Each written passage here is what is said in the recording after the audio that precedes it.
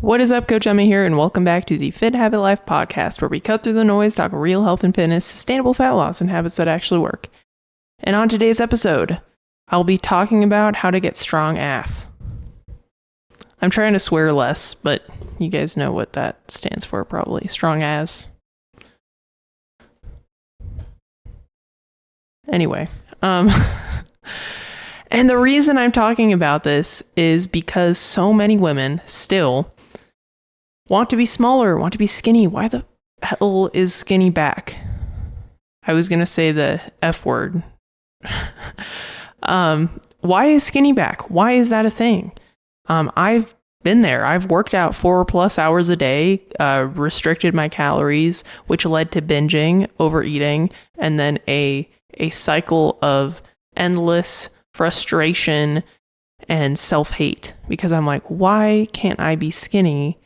Well, it's because I'm over-exercising and then restricting myself, and then my body's like, stop it, feed me. And then when I feed way too much. And when I did get skinny, what I had to do to maintain it was really, really unsustainable, and it wasn't very fun.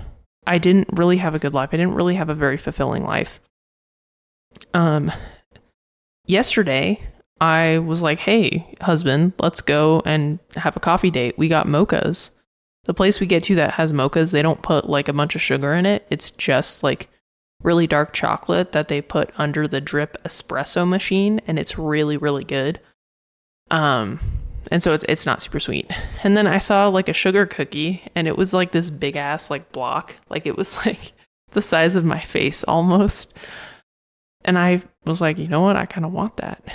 And skinny Emma, like little tiny 155-pound Emma, like 20-pound lighter Emma with less muscle and less strong Emma would have been like, I can't do that.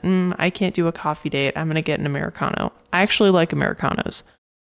But I would have never even suggested doing that or even bought a cookie, and the cookie was really good. It was really rich. I don't know if I'll be able to do that again for a while, but I didn't have digestive issues, which was great. But yeah, yesterday I had a mocha and a cookie, a big ass cookie. My husband and I shared it, but I think the half I had, it was probably crumble cookie size calories. So it was probably like 500 calorie half of a cookie. Totally worth it. Mocha was probably 800 calorie, like quote unquote snack. And I wouldn't have done that. Today after church, we went to lunch with my in-laws, and I wouldn't have done that. I did want to eat at home, but also we haven't really hung out with them in a while. So I'm like, yeah, let's go get breakfast. Like I'm fine with that. And then I have plans to go to dinner with a friend. I would not have done that before. I would have figured out something else to do, which is fine too. And it depends on your goal and on your season and other things. But point being is, when I was trying to be skinny all the time, my life was really, really boring. It wasn't very fulfilling. It was anxiety ridden. Like if I had an event to go to, I would try to eat before, or I would have to hyperfixate on what was going to be there. Or, I'd get anxiety about going to family gatherings and stuff. And now I'm like, I know how to eat, and I have enough muscle to where if I do overeat, it's not going to be a huge difference. So it's much more enjoyable to try to fuel your body and be strong, which is going to get you the body that you want, than it is to try to be skinny all the time. And so I've been talking about it more on social media because I'm really, really passionate about it, because I have a much more enjoyable and better life now than I did then. And I definitely had to go through that period to be where I am today. But I'm hoping that you guys listening to this don't have to. And this goes for you too, men. Like my husband, also, like, he used to be pretty overweight, and so he would heavily restrict his food and stuff, and he was doing the fasting thing, no carb thing, which is how I got onto like no carb, low carb. And now he's easily able to maintain his weight, and because of the mold situation that we've been in, he hasn't been able to train or anything. But it's okay. Like he will be set up for a position, and now he's like, you know what? It's way more fun to like try to be strong and to have more flexibility. Last night I had a weird craving I'm not actively in a fat loss phase or muscle building phase. I'm kind of in a let's not be moldy phase, but I've been craving the Chick-fil-A grilled chicken wrap, which is like, who even craves that? I probably hadn't had that in years. So yesterday after the gym, I picked that up and I got him 2 spicy chicken sandwiches. And he felt fine today. And he looks great. So it's, again, he has that flexibility now to eat that. Whereas before he was probably eating less than 2,000 calories a day. And yeah, he looked smaller and leaner, but he wasn't healthy and he didn't feel good and he had low energy. He had worse problems than he does now. So anyway, my point here is men and women, if you're trying to improve your body composition, lose body fat, look toned or muscular or strong, like spending a good majority of time trying to be really, really strong and fuel your body, fuel your training, that's going to get you where you want to go.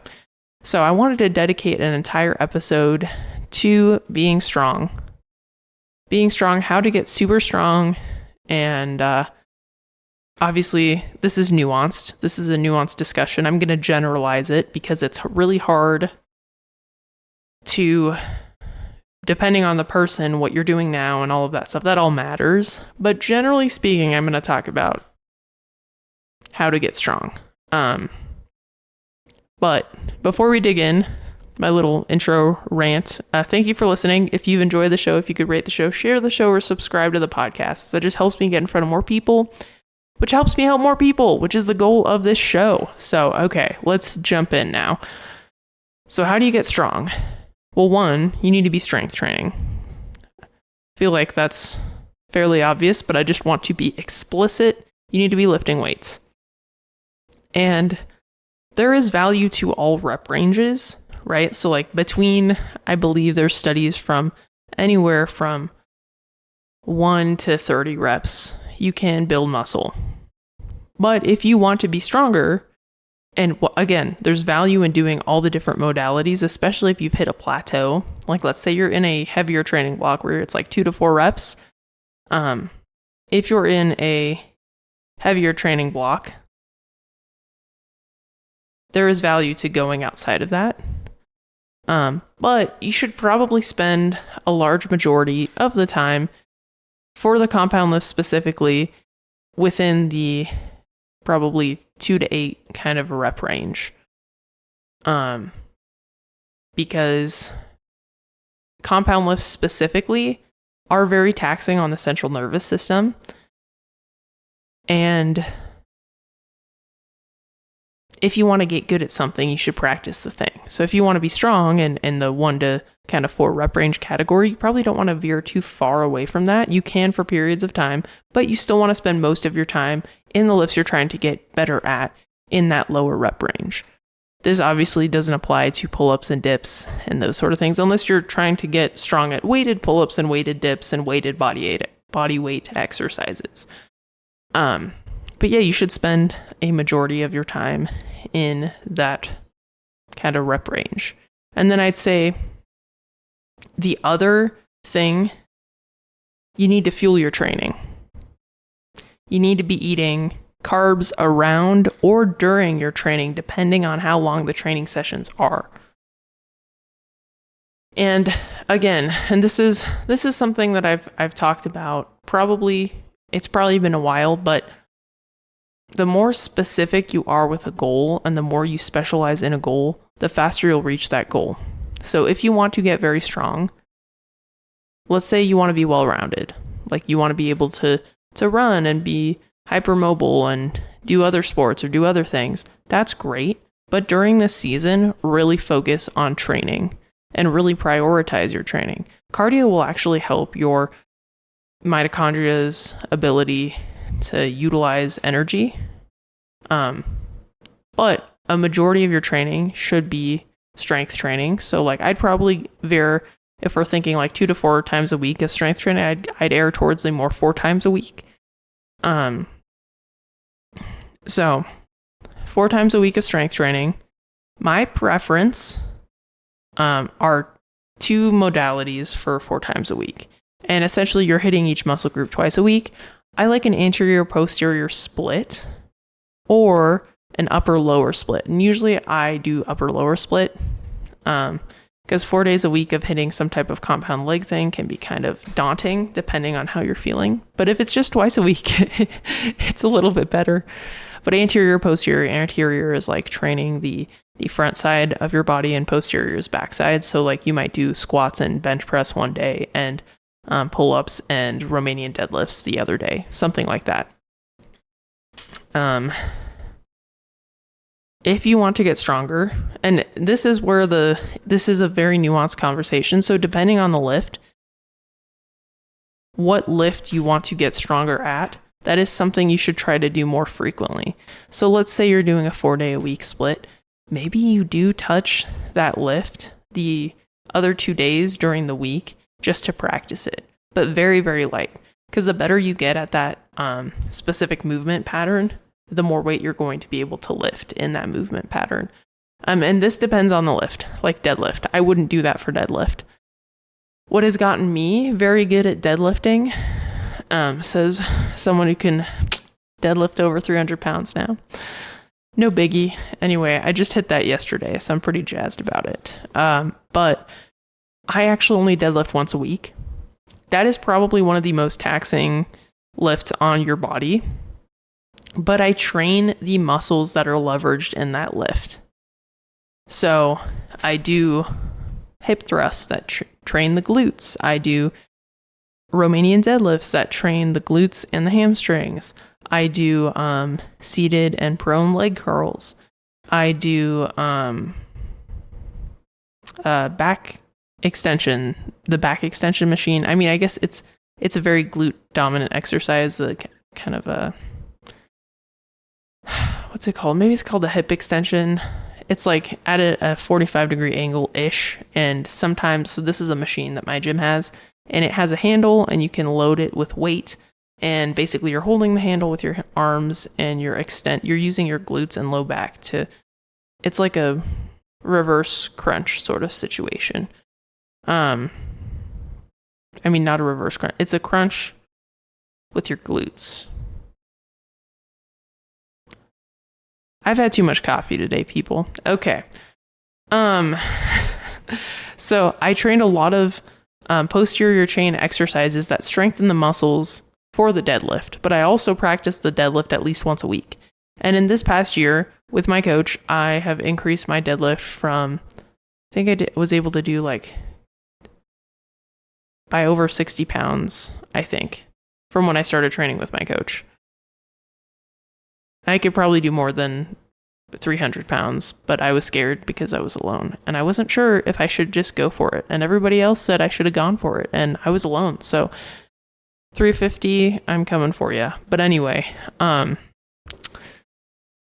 got good at that lift by training the muscles, by strengthening the muscles that are important for that lift, but also practicing that lift. And another good example to use are, because this is an exercise that if you can't do it yet, you might think it's kind of challenging to train. But no, because machines. So like pull-up. It is the best feeling in the world to be able to do a pull-up as a woman. Deadlifting 300 pounds is probably closer now. I'd say that's a better feeling now. But being able to do a pull-up is a huge deal. And in order to do a pull-up, you can't really practice a pull-up yet because you can't do one yet. So that's where training those specific muscle groups and leveraging machines and other exercises become really important. So basically, overall, practice the movement if you can. If you can't, practice a regression of that movement. So for a pull-up, I would do a lat pull-down. Practice a regression of that movement, and then spend a lot of time in the eccentric of that movement. So the other thing that has helped me get really strong this past year is I've done a majority of my compound lifts with a 4-second eccentric tempo. And so basically, whenever I'm lowering that weight, I'm counting to 4 as I'm lowering that weight. So if I do a chin up, and I count to 4 as I'm lowering myself down to the bottom. And that has gotten me super strong in all the lifts. Deadlift, I have very long femurs and long arms, so my squat and bench press, squat is better than it was, but they're not great. So I am a long-limbed person, okay? But they've still gotten better by doing this. So tempo, and then practicing the part of the lift that is the hardest for you and holding it there. So that's where you can leverage tempo. Let's say for bench press, the hardest part for you is like right at the bottom of that rep. Hold it there for 2 seconds and then go up. You're going to have to lighten that load. But if you practice holding in that position, your body's going to adapt and it's going to be able to overpower that position. It's going to get better at being in that position, which is going to get you stronger. So, but if you're doing all these things and you are not eating enough, which is why I talked about carbs around training sessions and eating enough, your body will not adapt and you will not make progress. So the other thing, since going into my fat loss phase, I believe was like basically May of 2025 until like August of 2025. Since then, I've been at maintenance and or a surplus. I'm about 10 pounds heavier than I was back then, but I can do more chin-ups than I could back then, weighing 10 pounds more. So you need to fuel your body, because if your body doesn't have enough fuel, it's not going to be able to recover and rebuild that muscle tissue that you broke down when you've been training. And let's just say for pull-ups, for example, that's what you're working on, and you put on some muscle and the scale goes up. You probably put on a little bit of body fat too. You could always go into a cut later, but spending, and so it's literally July 12th. So it's been over a year almost since I've been in a fat loss phase. And I've gotten significantly stronger because I've been fueling my body enough. Despite all of the stressors I've had, despite all the moldiness, despite the travel that we've had and the other craziness of life, I've gotten significantly stronger. And it's because I've fueled my body. And I'm not actively trying to build muscle or lose body fat. I'm just trying to be healthy right now. But I'm still trying to fuel my training so I can get the most out of my training sessions. So I've been packing like some carb stuff to eat if I'm on leg days usually. Upper body days aren't as taxing. Leg days are big muscles. I get hungry mid-workout. So now I have carbs to help me push my training capacity so that I can recover better and push better in my next training session.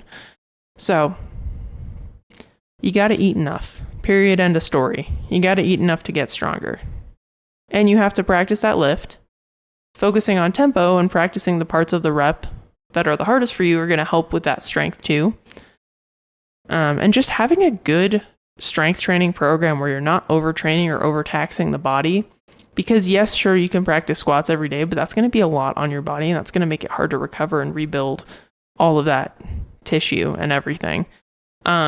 Because your body's not going to be able to recover from all the stuff that it's doing. So the other thing to prioritize is rest and recovery. And part of that is fueling, but part of that is sleep, stress management, taking days off, not training more than 4 days a week. I'm really adamant about this. Like I have some clients that need the consistency and they're not pushing the intensity enough to where they can train 6 days a week and they're doing like 2 lifts a day. But most of my clients that are pushing really hard, I'm never going to have them do more than 4 days a week of lifting. That's just too much on the central nervous system, and I don't train bodybuilders. So none of these people are on steroids or anabolics. They might be on TRT, but that's not enough to recover from training more than 4 days a week. So, how to get strong? Prioritize rest and recovery, fuel your body, practice the lift, train appropriately, and use tempo. So anyway, if this was at all helpful and you're like, dude, Emma, I want to get super strong. I want your help. Just shoot me a message. My Instagram is below. I'd be more than happy to chat and help. Or if you're like, hey, this is all I needed, I'm excited to implement it. Cool. Tag me on your strength post or on your PRs or let me know like what you're going to start implementing, what you're going to start doing. But yeah, and if this has been helpful, please share the show, rate it, subscribe. It just helps me help more people, which is the goal of the show. So anyway, that is all for today. Hope you guys have an awesome rest of your day, and I'll chat with you later. Peace.